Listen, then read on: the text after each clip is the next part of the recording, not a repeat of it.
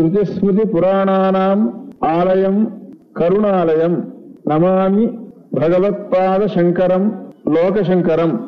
அபார கருணா சிந்தும் ஞானதம் சாந்த ரூபிணம் ஸ்ரீச்சந்திரசேகர குரும் பிரணமாமி முதான்வகம். குரு நாம்னா மஹிம்னாச்ச சங்கரோ யோ விராஜதே ததீயாங்கிரி கலத்ரேனு கணாயாஸ்து நமோ நம. ஸ்ருதிஸ்மிருதி புராணாலாம் உங்களுக்கு எல்லாம் தெரியும், கருணைக்கு ஆலயமா இருக்கார். அடுத்து சொன்ன ஸ்லோகம் பரிவா பண்ணுது. குரு நாம்னா மஹிம்னாச்ச சங்கரோ யோ விராஜதே. எந்த குருவானவர் மகிமையோடு இருந்துட்டு இருக்காரோ, நல்ல கீர்த்தியோடு இருந்துட்டு இருக்காரோ, அந்த பேரோடு சங்கரனா இருந்துட்டு இருக்காரோ அவருக்கு நமஸ்காரம் பண்ணேன்னு பெரியவா சொன்னா. அந்த மாதிரி நமாமி பகவத்பாத சங்கரம் லோகசங்கரமாக லோகத்துக்கு நல்லதை பண்ணக்கூடிய சக்தி, லோகத்துக்கு நல்லதை பண்ணக்கூடிய பாக்கியம், லோகத்துக்கு நல்லது பண்ணக்கூடிய புத்தி எல்லாத்தையும் ஆச்சாரியார் கொடுக்கறதுக்கு எல்லாரும் சேர்ந்து பிரார்த்தனை பிரயத்னம் ரெண்டும், மனுஷ பிரயத்னம் ஈஸ்வரிய பிரார்த்தனை எல்லாரும். ஜெய ஜெய சங்கர், ஹர ஹர சங்கர். நமः பார்வதீபதயே.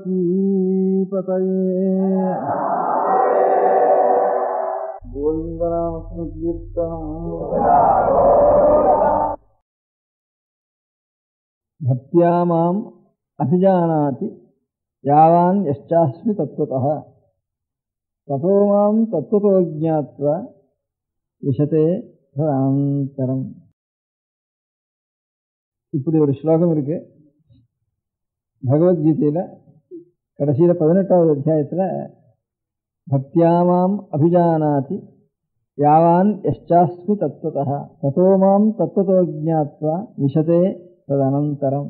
அனந்தரம்னா அப்புறம்னு அர்த்தம் இல்லை, கொஞ்சம் கூட கொஞ்சம் கூட உடனே தட்சணத்திலேயே அனந்தரம் அனந்தரம் இல்லை. இவர் அனந்தரம் குறித்து பகவானுடைய சுரூபம், அவருடைய தத்துவம் என்ன, அவர் யாரு, அவருடைய சுரூபம் என்ன, அவருடைய சுரூபம் எப்பேற்பட்டது அப்படின்னு நமக்கு தெரியணுமானா என்ன பண்ணணும்னு கீதையில அர்ஜுனுக்கு உபதேசம் பண்றப்போ, அப்பா என்ன உண்மையா நீ தெரிஞ்சுக்கணுமானா, என்னுடைய உண்மை சுரூபத்தை நீ தெரிஞ்சுக்கணுமானா, என்னுடைய உண்மையை தெரிஞ்சுக்கிறதுன்னு ஒன்றும், நான் யாருன்னு தெரிஞ்சுக்கிறது ஒன்றும், ரெண்டும் சொல்லுவாங்க.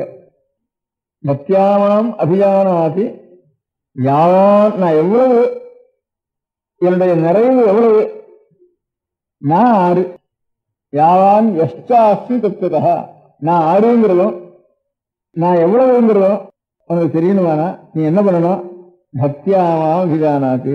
வாஸ்தவமா என்னிடத்துல நிறைஞ்சு பிரேமம் எனக்கு என்னைக்கு உண்டாருதோ, பாக்கி எத்தனையோ வஸ்துல உனக்கு பிரேமம் இருக்கு, இவர் மனுஷனுக்கும் எல்லா பிரேமையும் காட்டலாம் பெரிய பிரேமம் என்னிடத்துல எப்போ உனக்கு உண்டாருதோ அப்பதான்ப்பா என்ன ஆறுன்னு நீ தெரிஞ்சுக்கலாம், நான் எப்பேற்பட்டவன்னு தெரிஞ்சுக்கலாம், நான் யாருங்கிறது எப்பேற்பட்டதுங்கிறதும் தத்துவத்துல உண்மையில அறிஞ்சுக்கலாம் அப்படின்னு ஒரு ஸ்லோகம். பக்தியாவா அபிஜானாதி யாவான் யஷ்சாஸ்மி தத்வதः. ஒரு சாஸ்திரம் கூட வந்தாரு,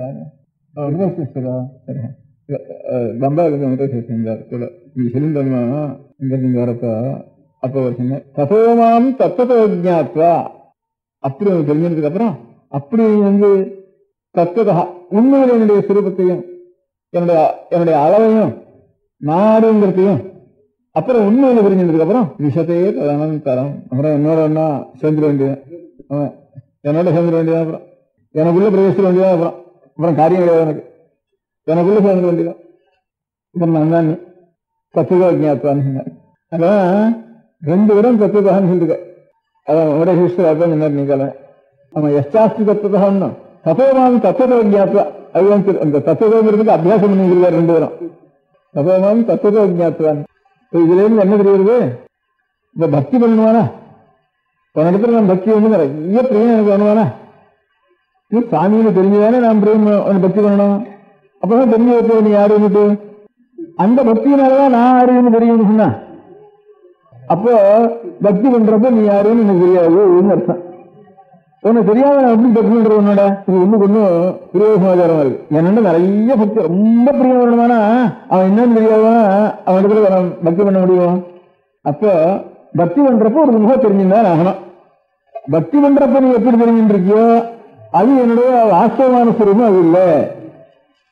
தத்துவ ஞாபகம். அதுக்கப்புறம் பக்தினால தெரிஞ்சுக்கிறது ஒரு நிமிஷம், தத்துவத்தினால தெரிஞ்சுக்கிறது வேற நிமிஷம்.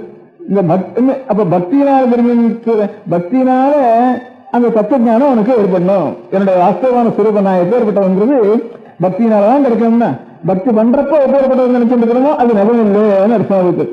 பக்தி பண்றது ஒரு நிமிஷம் நினைச்சுதான் பக்தி பண்ணணும், அவன் என்னன்னு தெரிஞ்சுதான் பக்தி பண்ணணும்.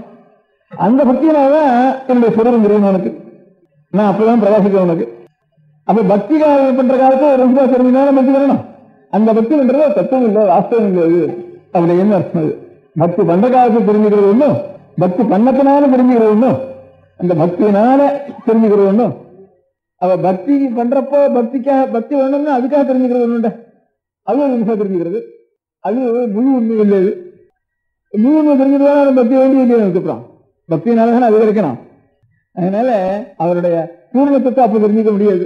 அபூர்ணமான ஒரு சுரூபத்தை தெரிஞ்சுன்னா அப்ப பக்தி பண்ணி ஆகணும். பக்தின்னா மனசுக்கு இல்ல அடங்கி மனசுக்கு வாங்கிட்டு செஞ்சாகணும். அவருடைய பூர்ணமான சுரூபம் உண்மையான சுரூபம் அப்புறம் மனசுக்குள்ள எப்படி வருது, மனசுக்குள்ள வந்து கட்டுப்படாது. அதனால மனசுக்குள்ள வரணுமானா ஏதோ அவராட்ட ஒரு மினியேச்சர் பண்ணு சாமியை நம்ம கைக்குள்ள வச்சுக்கணும்னா ஒரு சாமிய ஒரு யந்திரத்திலேயோ ஒரு சக்கரத்திலேயோ ஒரு சிலத்திலேயோ ஆவாகம் பண்ணி தானே பொட்டிக்குள்ள வச்சுக்கணும். நிறைய அகண்ட சுரூபத்தை பொட்டிக்குள்ள இருக்கிறது. உபனிஷதர்த்தம் உதுகலே நிபத்தம் சொல்றப்போ உரல்ல போட்டு கட்டினாலும் யசோதா உபனிஷத்தினுடைய அர்த்தத்தை கிருஷ்ண பரமாத்மாவை அப்படின்ட்டு உரல்ல போட்டு கட்டுறது ஒரு விளையாட்டு சுவாமி. நிறைஞ்ச சுவாமி உரல கட்ட முடியாது. இந்த நிறைஞ்ச சுவாமியோடைய கொஞ்சம் ஒரு விளையாட்டா ஒரு சின்ன ரூபம் வந்திருக்காருப்ப. இந்த சின்ன ரூபம் இதெல்லாம் பக்தி பண்றப்ப அது உண்மையான சுரூபம்.